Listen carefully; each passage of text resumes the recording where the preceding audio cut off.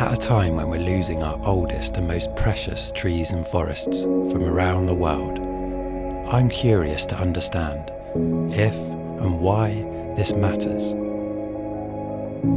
to all of us. Welcome to the Meaning of Trees podcast. I'm Tom Hill, and it's here that I meet with people from all walks of life to explore the answers to one essential question. What do trees mean to you?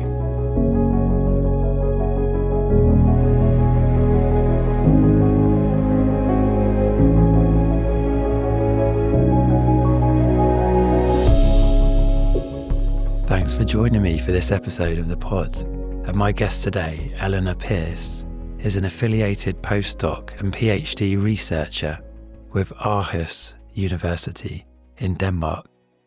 She specialises in reconstructing ecological conditions in the distant past, with a particular focus on what the forests of Europe were like in the previous interglacial period. I reached out to Elena after hearing a recent talk she gave to other UK woodland specialists, and by the time I tracked her down, she had just set off on the longest bicycle trip of her life. More about that one in a minute.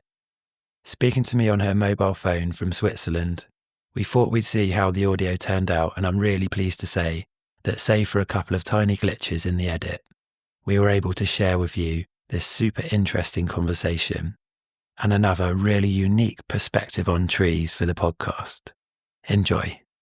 Elena, welcome to the Meaning of Trees podcast. Thank you.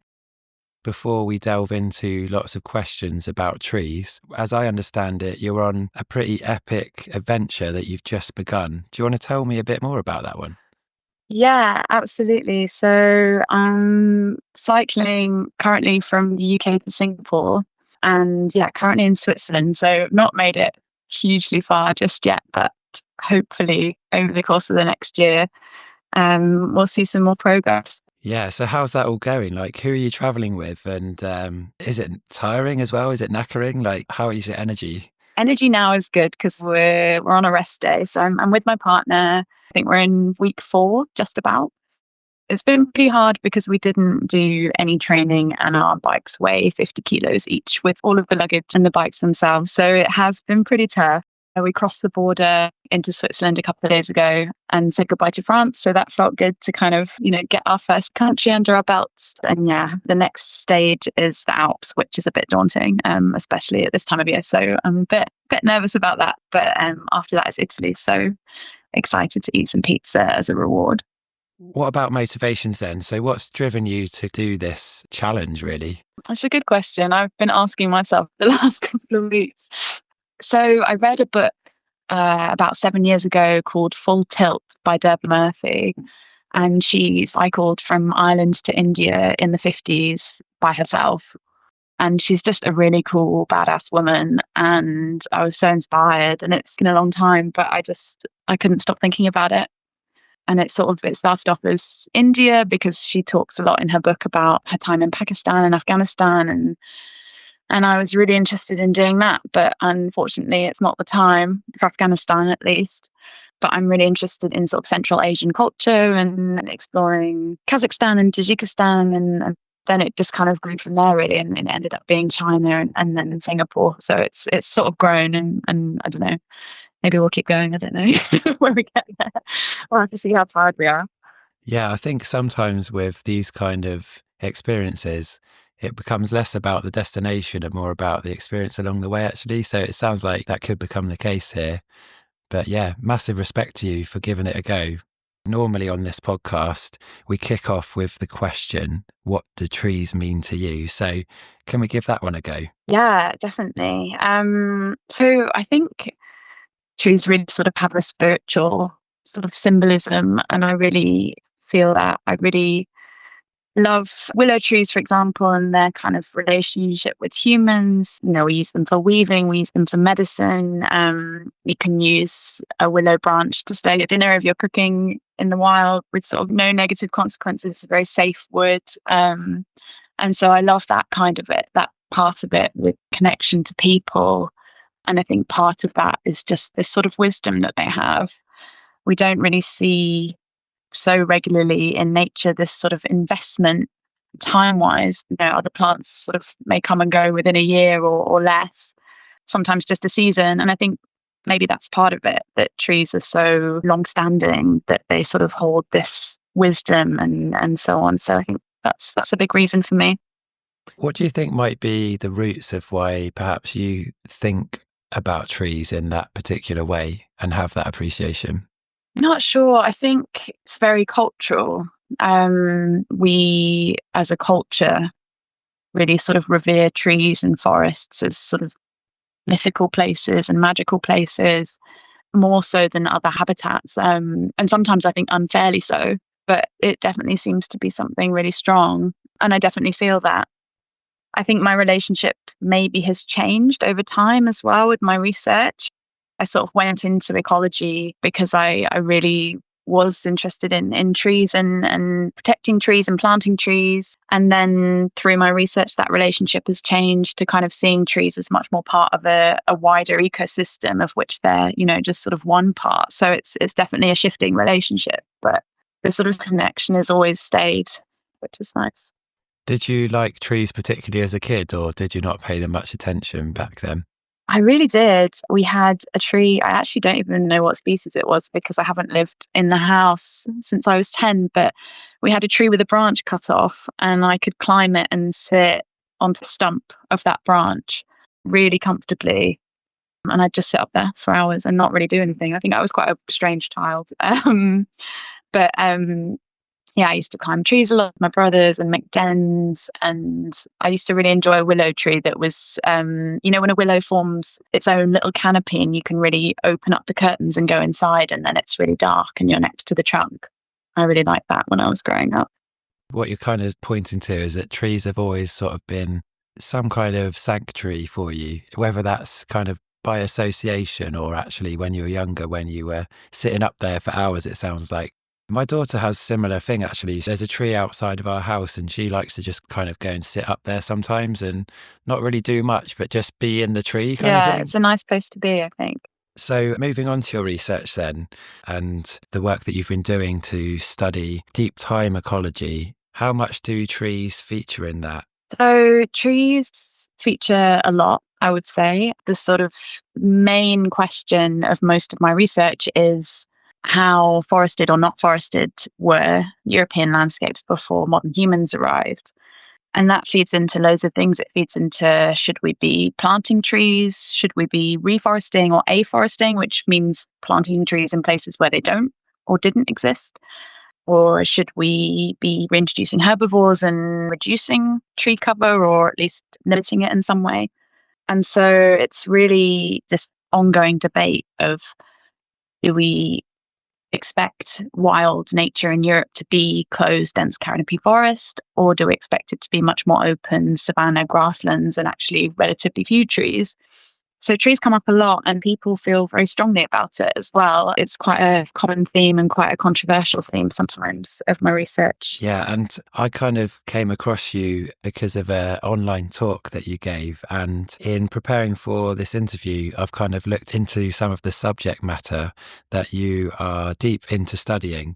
And this concept of Milankovitch cycles has come up.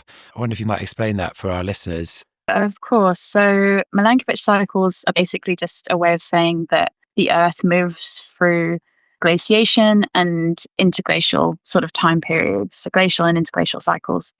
And they're basically long-term changes in the Earth's orbit and tilt that affect how much sunlight the planet receives. And although they're sort of relatively small changes, they can affect climate over tens of thousands of years. And they happen because of gravitational interactions between the sun, the earth, the moon, other planets, which slowly sort of alter the Earth's movement. So the Earth moves in kind of an oval shape. It doesn't circle the sun in a spherical way, but it does get more spherical and less spherical, circular. And so that alteration between the oval and the circle changes the distance to the sun and affects the intensity of seasons. The Earth's tilt also varies, and also the Earth is spinning, as we know, like a top, and that spin has a wobble to it, and that also affects sort of the distance from the sun and others as well. So all of this changes how much solar energy is distributed around the planet, and that creates glacial and interglacial cycles. Is there kind of a regular amount of time that one of these cycles happens over, or are they less regular than that? So more or less, it's definitely not exact. Some are longer and some are shorter. The orbit shifts every sort of 10,000 years, and the tilt shifts every sort of 40,000 years. And so this creates sort of these interglacial glacial cycles that we see, but those themselves can vary in length.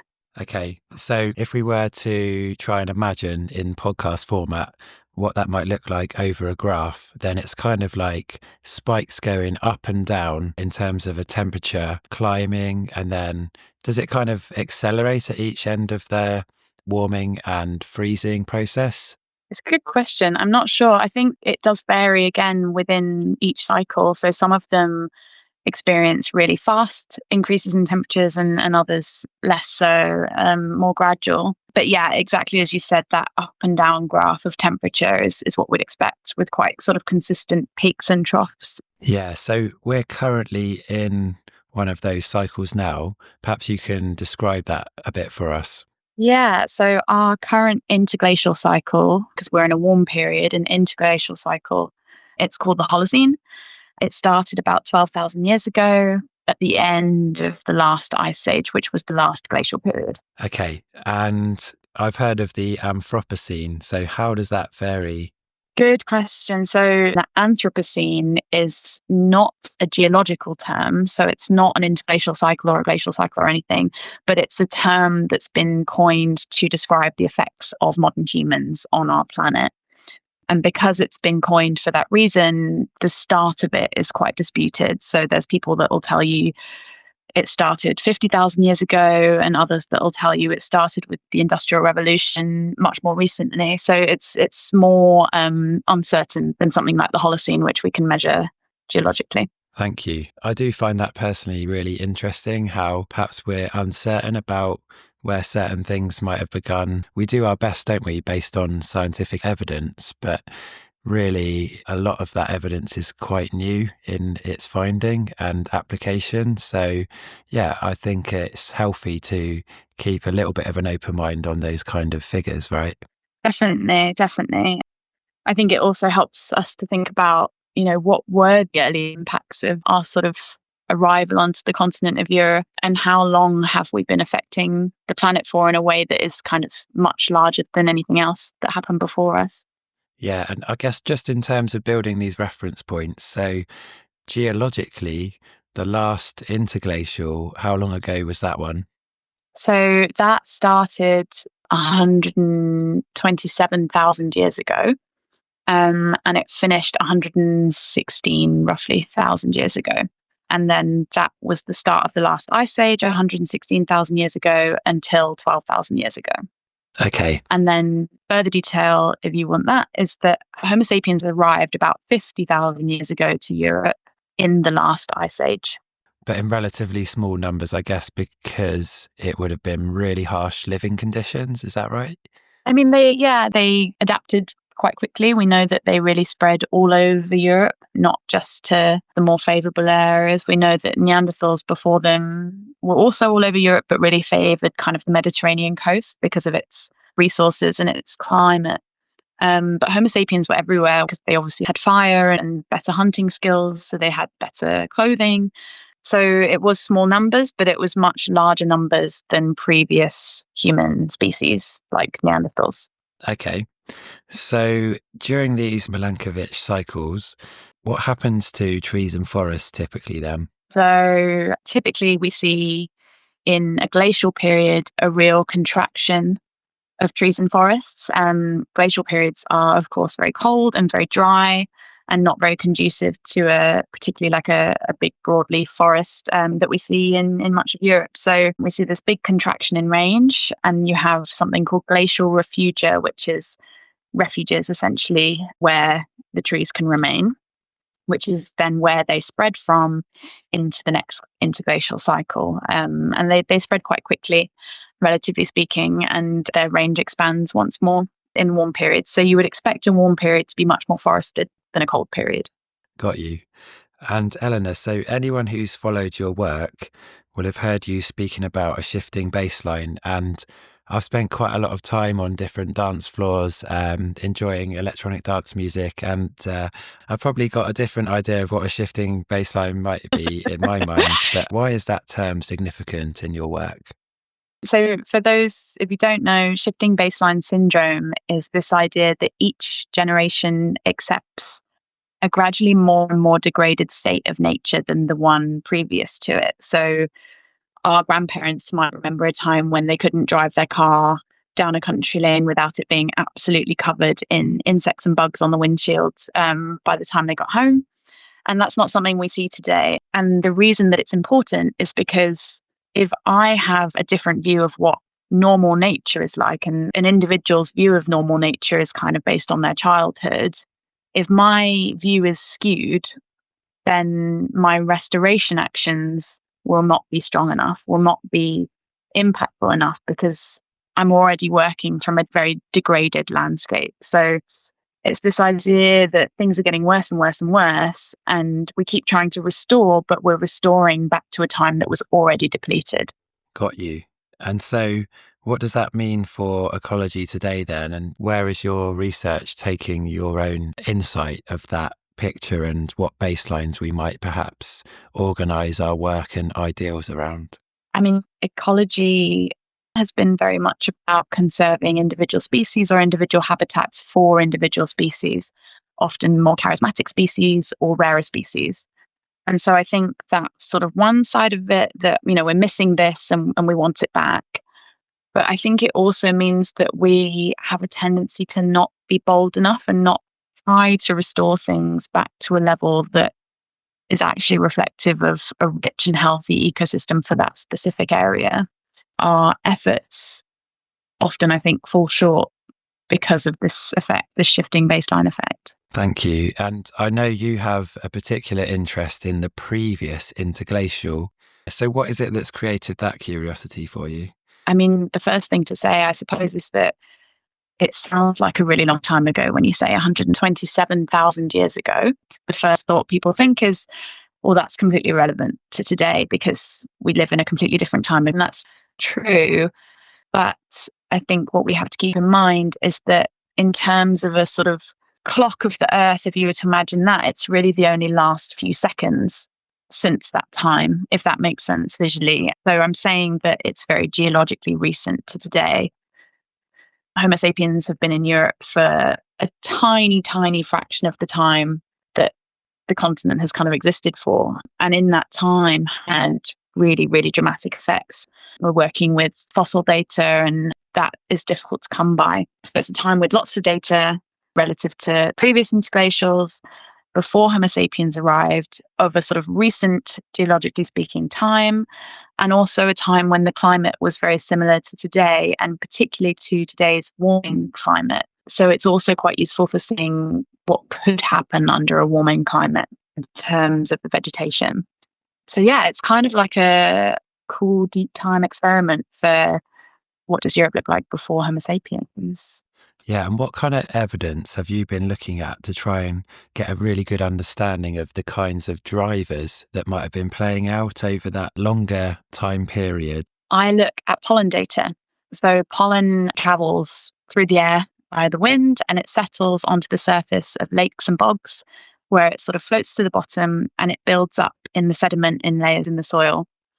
And this happens over thousands and thousands of years. And then you can access all that pollen, take it all up out of the lake by taking a core, like an ice core, but in mud, essentially, a bit messier, and identify the species from the pollen grains that you find.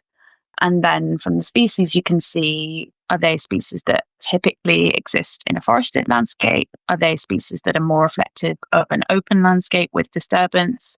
And you can kind of infer what was happening using clues from the species that you find. Whether you find sort of fire tolerant species or fire sensitive species, for example, would tell you about the fire regime of that location. Got you. And so what would be your conclusion so far in terms of that pollen data? So I can tell you that it was kind of a mixture. Pollen data has been very misleading in the past. Generally speaking, trees produce a lot more pollen than grasses, for example. And so that's really been an issue that kind of led to this conclusion that Europe was a dense close canopy forest for many years in the science literature. These days we have much more sort of advanced modeling that we can use to kind of balance out those effects and really take into account how much pollen trees are producing, but also how far that pollen travels and so on, and even how long it takes to fall. And we can account for that and really get a much closer picture to what things would have looked like in terms of the vegetation from the pollen. So we see not this kind of dense closed canopy forest that was often thought to be the sort of natural state of Europe before humans came along, but much more open landscapes, about 20% grasslands, for example, and then a very high number of trees and shrubs that are associated with high levels of disturbance. So things like oak and hazel. And we kind of make this category that we call light woodland. So it's not species that can thrive under a canopy or in kind of close quarters with lots of other trees. So I imagine that I would say up to 70% of Europe would have been this kind of mosaic light woodland. And am I right in thinking that large herbivores would have played a really significant role in terms of keeping those kind of dynamics in situ? Yeah. So the other interesting thing about the last interglacial is that because it was before the arrival of modern humans, it was also before the extinction of numerous megafauna species. So megafauna just means a large animal, and these species existed in great numbers for millions and millions and millions of years in Europe and worldwide. And what we see in the data is that when Homo sapiens colonize an area, they kill off, first of all, the largest species and then gradually smaller and smaller and smaller. So they really have a devastating effect on the local fauna with a bias towards larger animals, because obviously that would have served their food requirement needs and their protein needs and so on. So what that means is in the last interglacial, we have this example of a time of large animals being a really significant part of European landscapes. And then the Holocene being the first and only interglacial since the sort of explosion of mammals that we see millions of years ago being without them.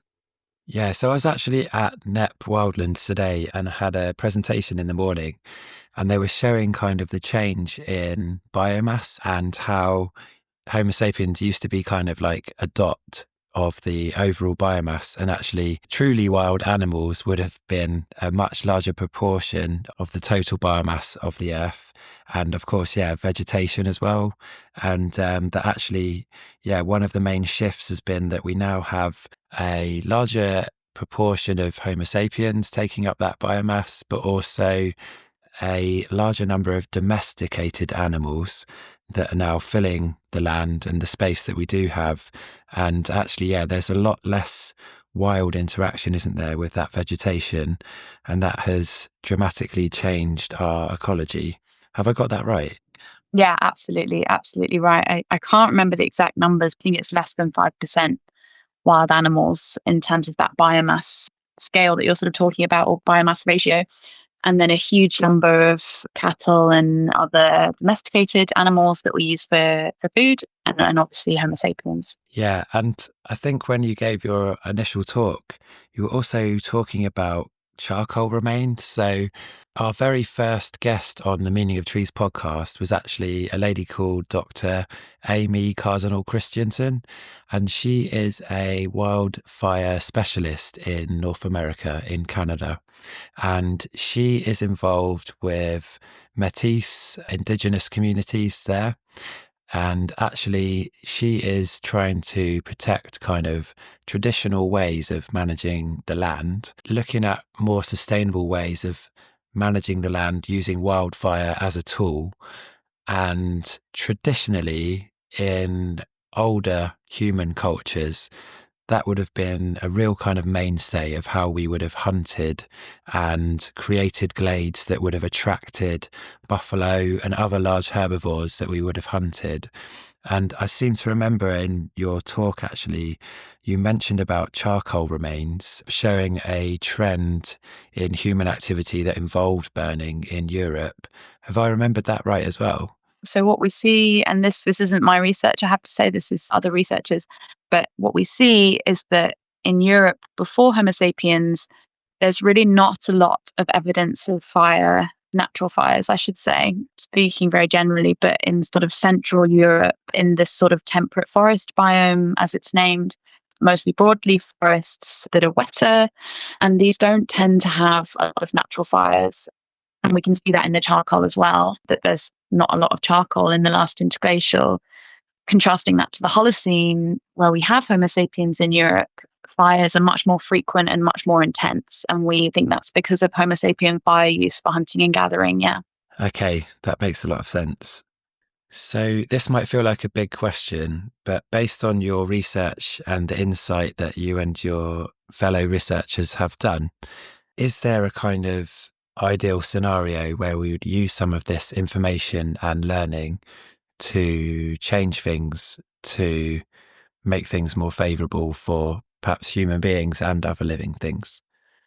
I really hope so. I mean, I think there's kind of two things here. There's the climate crisis and there's the biodiversity crisis. And I think my work, it's related to both. I think it's mostly related to the biodiversity crisis. We know that these missing big animals had really strong connections to their environment, and that their processes, whether that was consuming biomass, whether it was consuming seeds and then distributing those seeds in their poop, whether it's dying and rotting and creating a mini ecosystem for loads of bugs and scavengers and carrion feeders, whether it's trampling and making a big mess and creating microhabitats in doing so.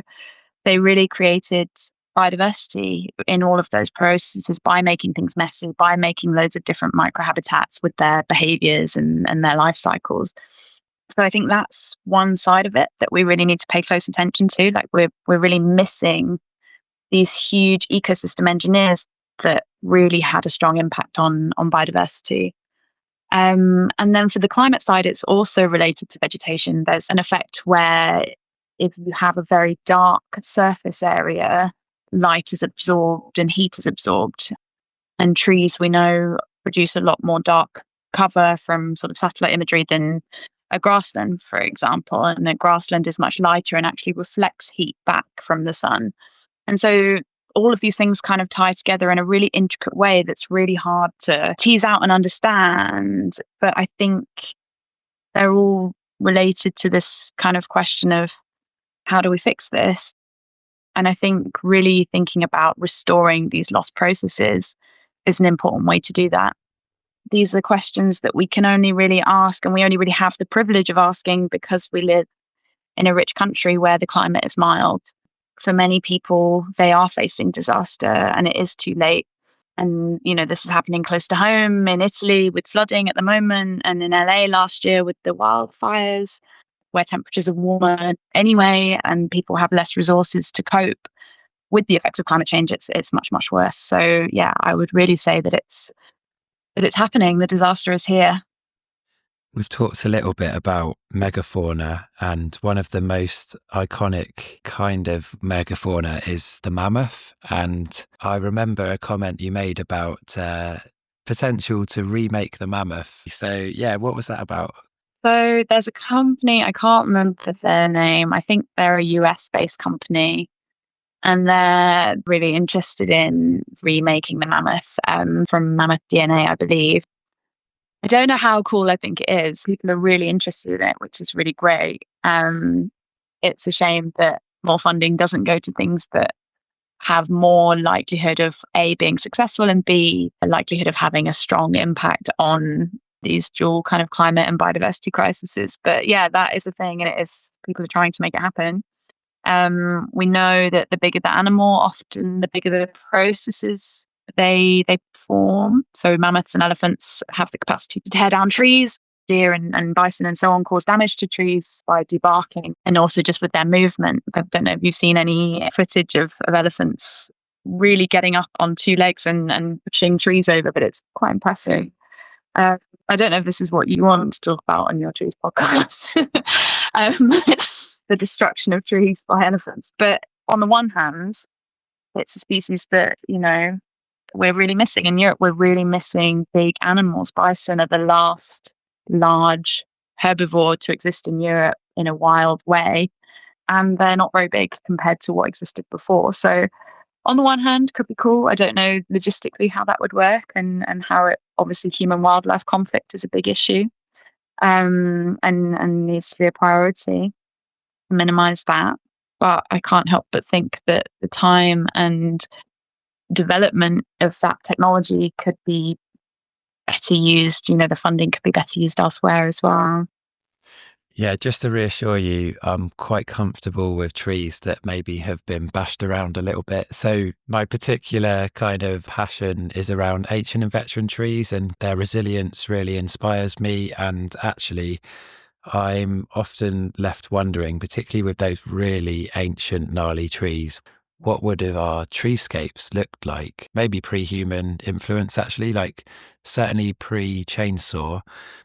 We have this view of what a forest is, and often it is pretty much kind of indicative of a plantation forest with lots of upright stems. But I reckon if all of Europe kind of had this really messy kind of interplay between open spaces, trees springing up, large herbivores bashing them all around and munching them in large groups, actually, probably what we would constitute as a tree would change massively, because you'd have some pretty grotesque looking forms to whatever a tree was, because some of them would be knocked over, but they'd keep on growing. They'd have big chunks like kind of bashed out of them.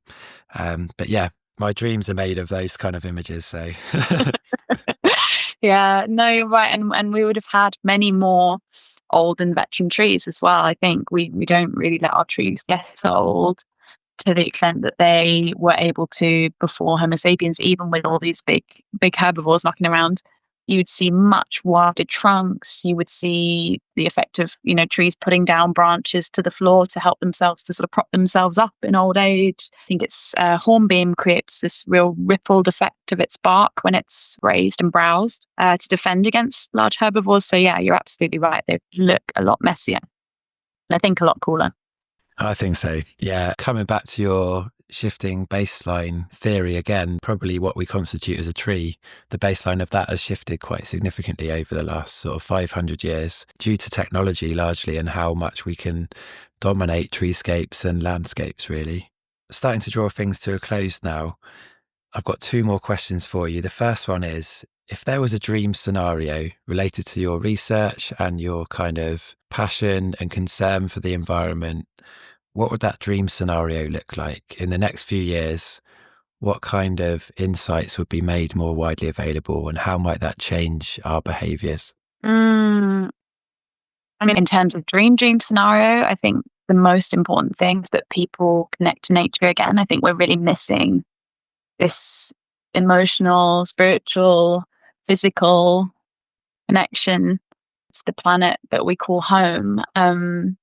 You talked about Indigenous communities earlier, and their relationship in the past and today with nature is completely different from our sort of Western ideal and Western sort of philosophy, where there's almost this sort of siblinghood between ourselves and other species.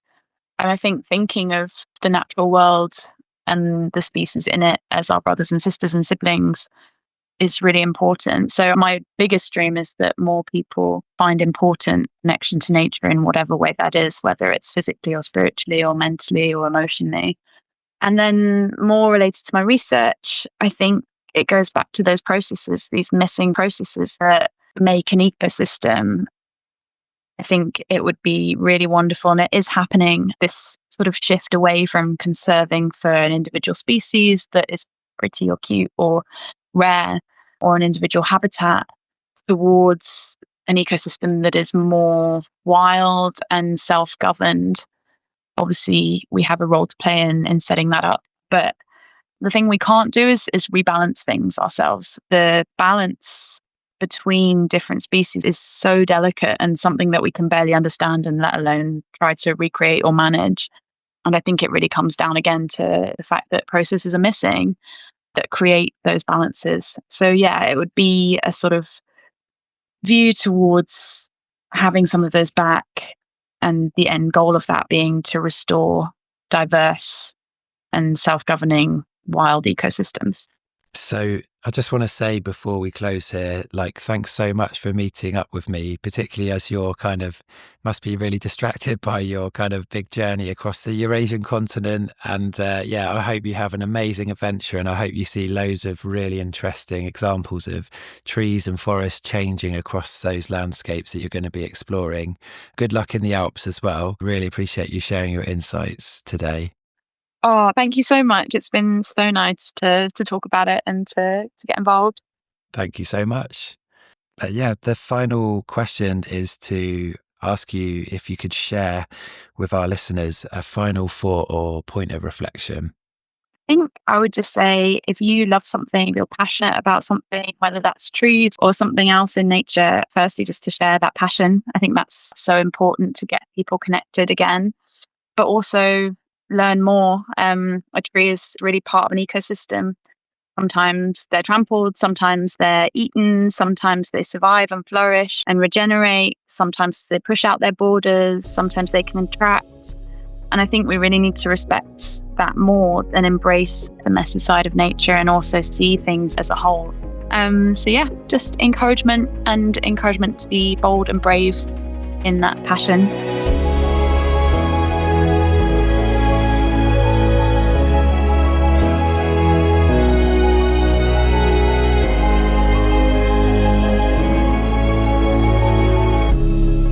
You've been listening to the Meaning of Trees podcast. Don't forget to like, share, and subscribe. And see you next time.